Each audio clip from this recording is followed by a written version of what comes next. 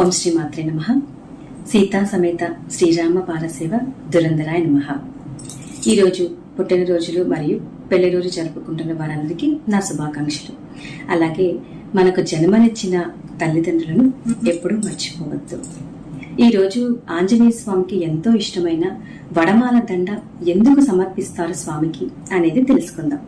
నవగ్రహాలలో వారైన రాహువు మరియు శని భగవానుడు ఒకరోజు ఆంజనేయ స్వామితో పోరాడి ఓడిపోవడం జరుగుతుంది. అప్పుడు ఆంజనేయ స్వామి ఈ భూలోకంలో ఉన్న మానవులందరికీ ఒక వరం ఇవ్వడం జరుగుతుంది. రాహువుకి ఇష్టమైన మినపప్పుతో మరియు శని భగవానుడికి ఇష్టమైన నువ్వుల నూనెతో ఎవరైతే ఆ వడను తయారు చేసి ఆ వడమాలను నాకు సమర్పిస్తారో వారికి రాహువు మరియు శని బాధలు లేకుండా చేస్తాను అని వరమిస్తారు. ఆంజనేయ స్వామి శనివారం పుట్టారు కాబట్టి శనివారం అంటే స్వామికి ఎంతో ఇష్టం.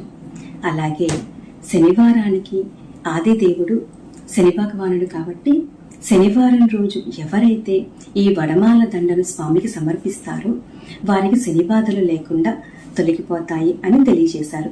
అలాగే మీరు కూడా ఒక శనివారం రోజు కానీ ఏదైనా విశేషాల రోజు కానీ వడమాల స్వామికి సమర్పించి మీకెన్న కష్టాలను తొలగించుకోండి. అందరూ అడుగుతూ ఉంటారు, అసలు భగవంతుడు ఉన్నాడా అండి? భగవంతుడు ఉంటే మాకెందుకు ఇన్ని కష్టాలు పెడుతున్నారు అని అడుగుతుంటారు. దానికి ఒక ఉదాహరణ ఏంటంటే, మన వంటల్లో ఉప్పు వేసుకుంటూ ఉంటాము.